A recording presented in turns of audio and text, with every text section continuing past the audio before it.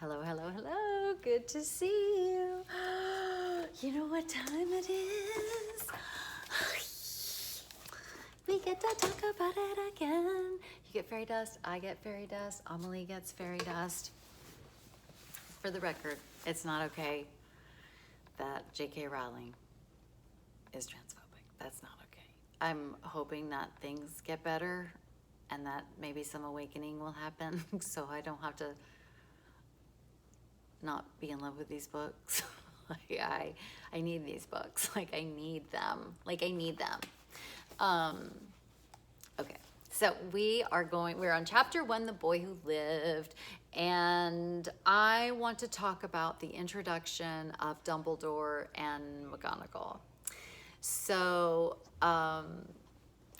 Dumbledore, for me, is my name for my therapist. She's my Dumbledore, like through and through. She's my Dumbledore. And I love that, well, remember on the hero's journey that you were sent a mentor. There's a mentor on the journey that's sent to you.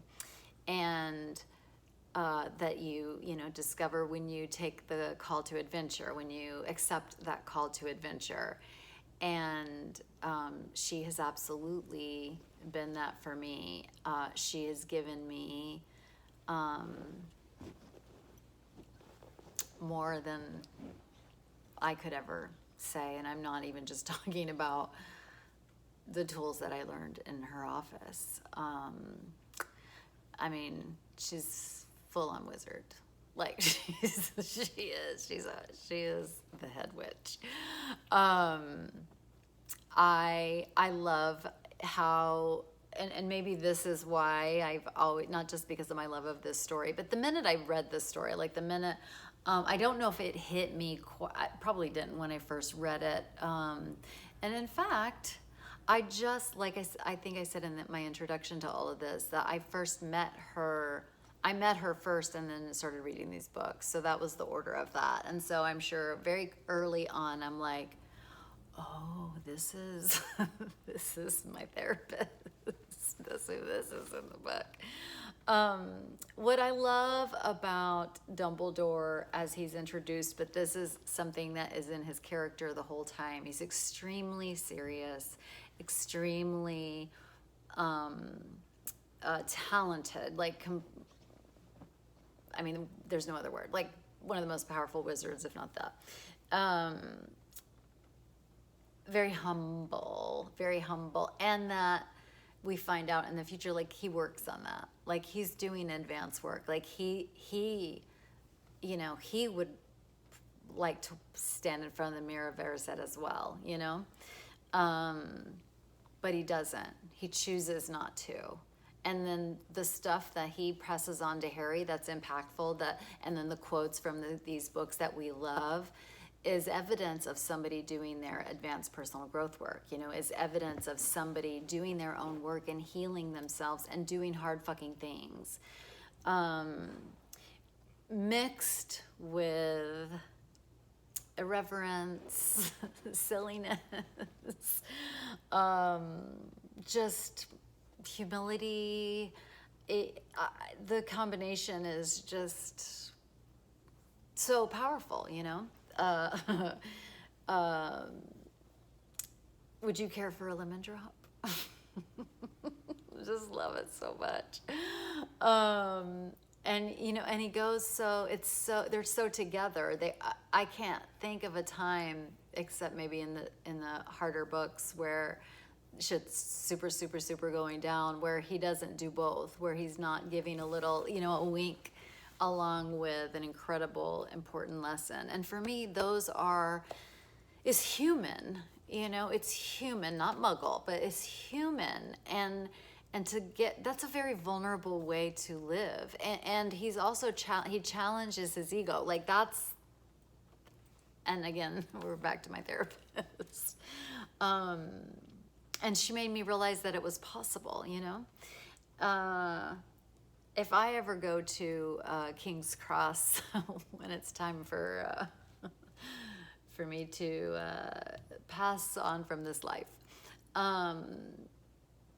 She'll probably be there talking to me, giving me one last lesson before I go, or return, whatever the case may be. Anyway, we also meet McGonagall, and she's the other thing that I just can't. I just like weak at the knees for, is just somebody who is prim and proper and exacting, and but through her actions, ladder of trust, her words and her actions, no, excuse me, yeah, her words, but her words, meaning like, I'm strict, I'm prim, I'm proper, da da da da da, but her actions are true blue, I love you. Like, it's a tough love, but it is so mothering. It's so mothering, and it's so, again, just that combination between, you know, like somebody who is like, can you tell, like her one was the first one I got. Like, that's my, I mean, she's amazing. And okay, so before like Universal started making the wands and you'd see all that stuff at Barnes and Noble, whatever, like you could just get them. My husband got me somebody was making, unauthorized, whatever. I forget what the name of it was called, but something like Strict Witch's Wand or some shit like that. But it's like, it was McGonagall's. He got it for me. It's wooden, and it's in the cushion of my therapist chair. Just a little link, I take this seriously. Yeah, so it's in there. And I don't usually take it out, but because I will never be Dumbledore. I will never be to my mentor's level. So I have no problem being, an assistant, associate, just a professor of it. Anyway, she's magic, obviously. But just the love that just comes emanating from her actions is incredible. Just like, for instance, when we meet her, we find out that she has been sitting very stiffly on a wall all day long waiting for Dumbledore, just having an inkling of that's where he's headed.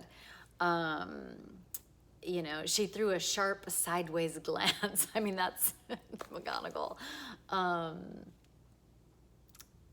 Okay, so the other thing I want to say is I love the Deluminator. I didn't know this till I've reread the books plenty of times, and when I realized this, I called my son immediately because he's my Harry Potter, like we bond over it constantly. He clicked the putter outer. Okay, that's the Deluminator, and I just love that something that seems so nothing, just like a cool thing that we can imagine when we're first reading the books, and then we see it in action in the movies, turns out to be so impactful and important. It makes me think of how, the things that seem like they're just serving a function, or they're just in our lives, like and yet they come to mean something incredibly different and more powerful. Symbols evolve. So I do sand play therapy. That's a therapy in which you use miniatures in your office, and like they're little toys, and then I have a sand tray. And then sometimes when you're trying to express yourself, sometimes you can't quite get the words, but the psyche speaks in symbols. And so when I was in my training, we were told on Friday night, I went for 2 years, like 4 times a year, and it was like a long weekend, whatever. So you go Friday night, and the first session is then, and we were asked to pick a symbol, and we were asked to pick one that we did not like, that we felt like we would know it when we'd pick it because the wand chooses the wizard, wink. that when we picked it, it needed to be something that kind of like we didn't like. And it's like, well, I'm like, that's no fun. Like, why can't I pick the fairy or but anyway, but we would know what it was. And so I found one, like, it was like screaming at me. It was so annoying because I didn't like it because it was the penguin from Batman. And I'm like, what the fuck is this? I don't even fucking know. But it picked me.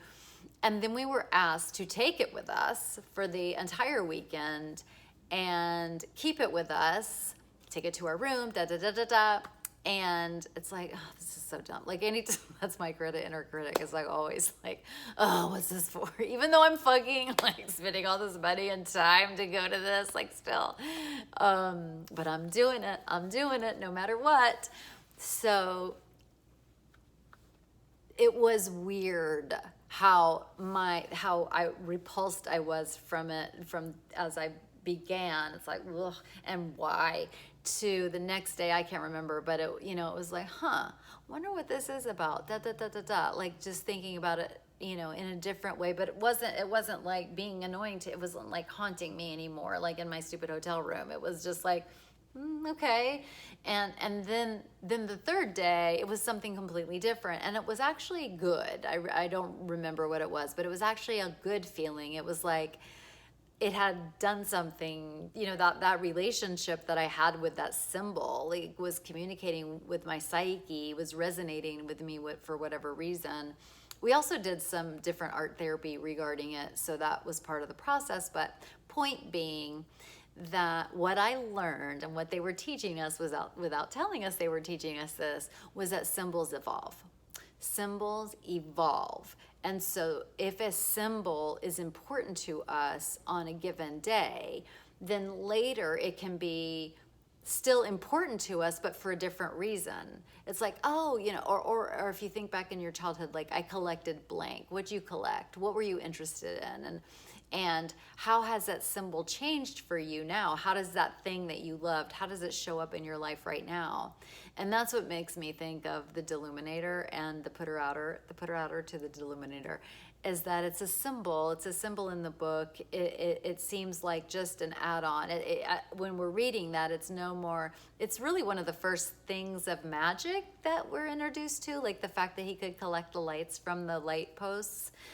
But it's also a little mundane. Like, it just did, compared to what we're going to see as the story builds. We don't know that yet. It's pretty cool as we're just introduced to the first bit of magic.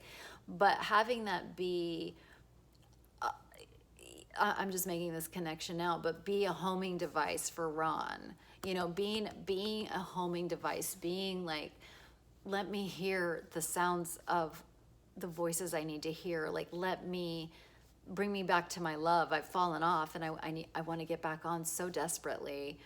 How Dumbledore was bringing Harry home. Like, he was bringing him home, not to the greatest home, but the closest home that he could have.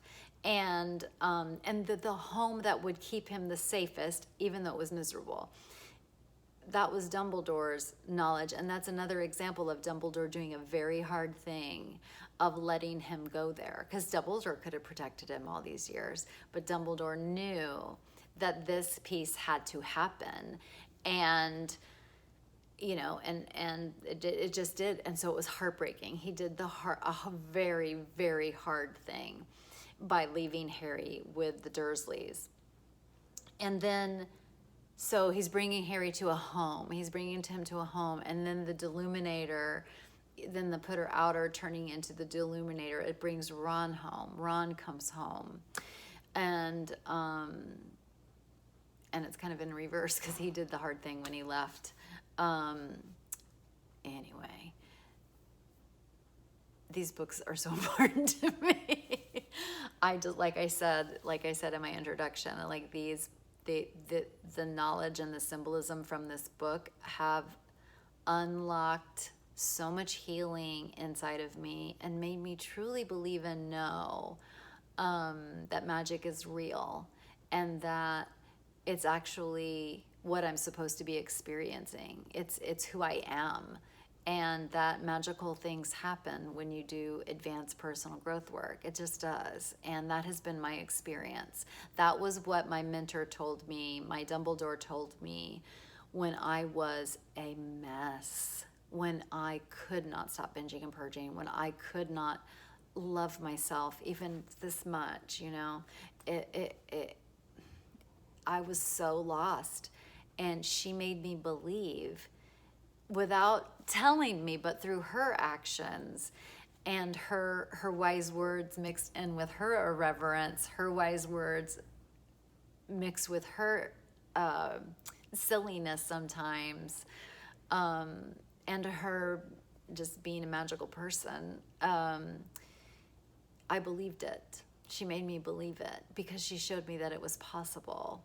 And she knew her shit, because every fucking thing she said to me, even though I didn't believe it at the time, like for instance, she used to tell me this ridiculous thing that one day I would find life better than food. One day I would find living my life was actually better than binging and purging. And I'm just like, she has no clue how good binging and purging is. Like, she does not understand how fucking good it is. And she was fucking right. She was right. Binging and purging is not as good as my fucking life. Even when my life's not great, it's still better than that. And that was really important to me, and really, really, I loved it, you know. So symbols evolve. There's a mentor. When you say yes, she magically appears. He magically appears when you least expect your mentor to appear. And the symbols that are important to you now, or that you don't even acknowledge now, will be very important to you later. I hope this was helpful. I love you. Bye.